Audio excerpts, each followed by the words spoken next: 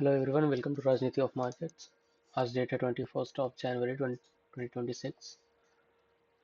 तो आज मार्केट का एनालिसिस करते हैं। आज मार्केट जो है कल के क्लोजिंग टाइम पे ही ओपन हुआ था, उसके आसपास यहाँ पर। एंड जो क्लोज टाइम था, क्लोज जहाँ पे हुआ था उस वहाँ से रिवर्सल होते हुए मार्केट ऑलरेडी 25 मूविंग एवरेज के नीचे और वेब के नीचे था।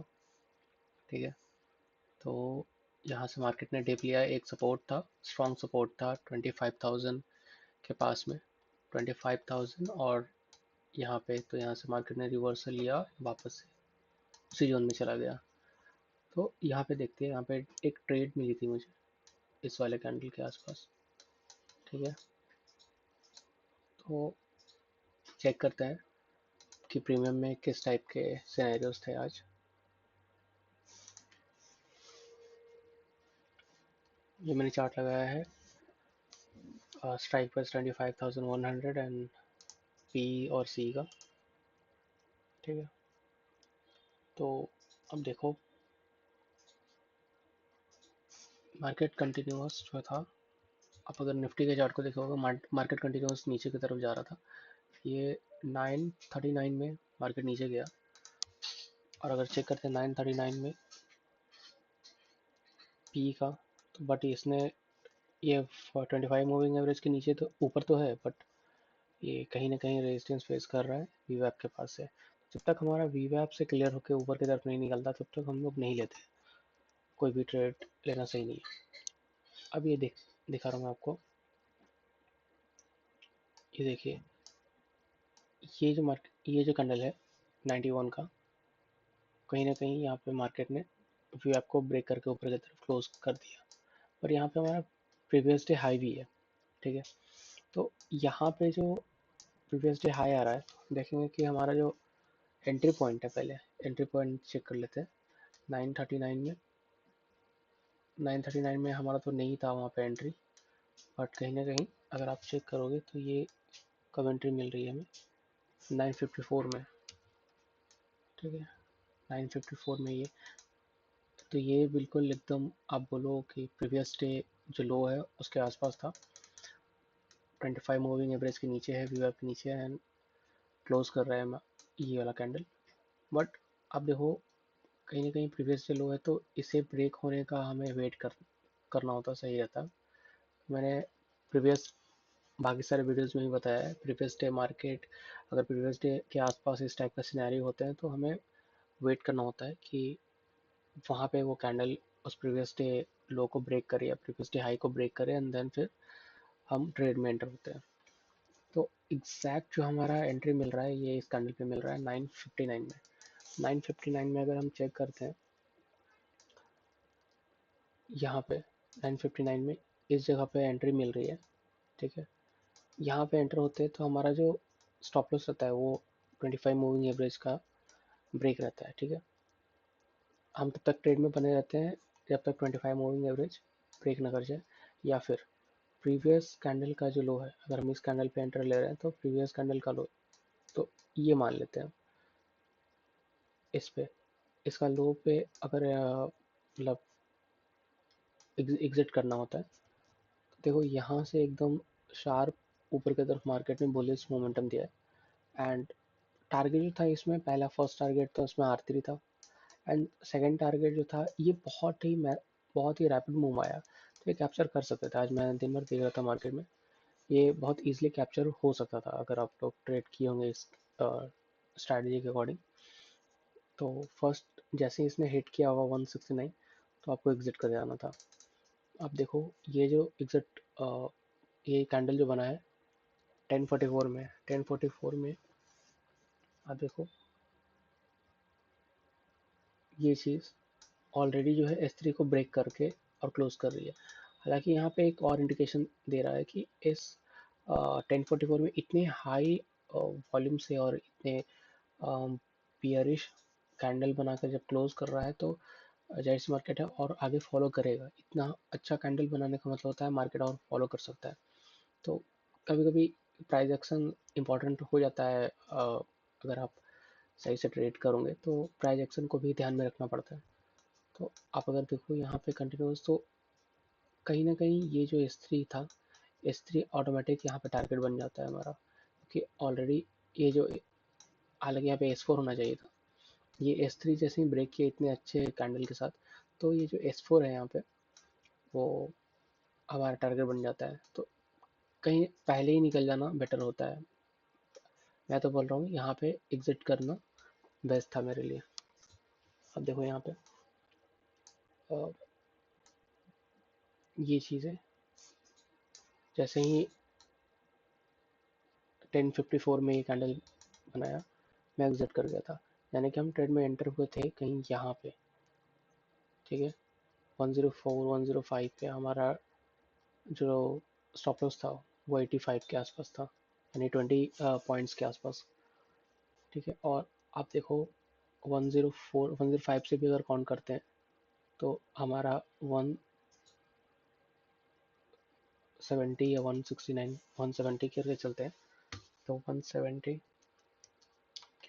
माइनस माइनस करते हैं अगर हम 105 को, तो आप देखो 65 पॉइंट्स आते हैं, ठीक है। 65 5 पॉइंट्स इंटू, अगर आप वन लॉट से भी करते हो इस चीज़ को, तो 4800 के आसपास का आपको प्रॉफिट होगा, सिर्फ सिंगल लॉट से आपको इतना प्रॉफिट मिल रहा है, तो आप कर सकते हो। फिर उसके बाद एक और ट्रेड मिली थी, अगर आप ध्यान दोगे तो आप देखो मार्केट ने नीचे आया, यहाँ पे सपोर्ट लिया, क्योंकि ये चीज़ें ना, अगर आप OI का चार्ट देखोगे तो OI में आप सिंपल सा एक चीज़ देखोगे, जो एडवांस आपका चार्ट होता है, उसमें क्या है कि 2500 का जो लेवल है वो काफ़ी ज़्यादा सपोर्ट की तरह काम कर रहा है, एंड 25,500 जो है, 25,500 का जो सब लेवल है वो काफ़ी ज़्यादा रेजिस्टेंस है, यानी कि अगर आप चेक करोगे यहाँ से लेकर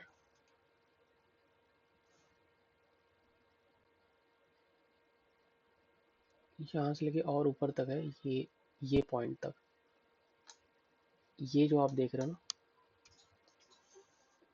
कल मार्केट इसी, अगर आप यहाँ पे हाई, तो यहाँ पे लो, और यहाँ पे हाई अगर आप बना लेते हो, तो मार्केट कहीं ना कहीं इसी जोन में मार्केट चलना चाहिए अभी, क्योंकि अगर ये मार्केट सपोज करो 25 मूविंग एवरेज के नीचे और VWAP के नीचे आता है, तो मार्केट कहीं ना कहीं जब तक ये ब्रेक नहीं करेगा ना 25,500 का लेवल, तब तक मार्केट कंटिन्यू नीचे की तरफ नहीं करेगा, एंड ऊपर बहुत अच्छा रेजिस्टेंस बन रखा है 25,500 के पास, तो यहाँ से भी अगर मार्केट ऊपर की तरफ जाता है तो ऊपर कहीं ना कहीं रेजिस्टेंस फेस करेगा और वापस से इसी जोन में आएगा।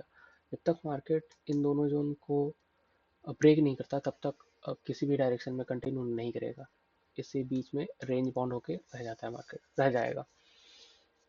आप देखो यहाँ पे एक और चीज़ मैं दिखाना चाह रहा हूँ आपको,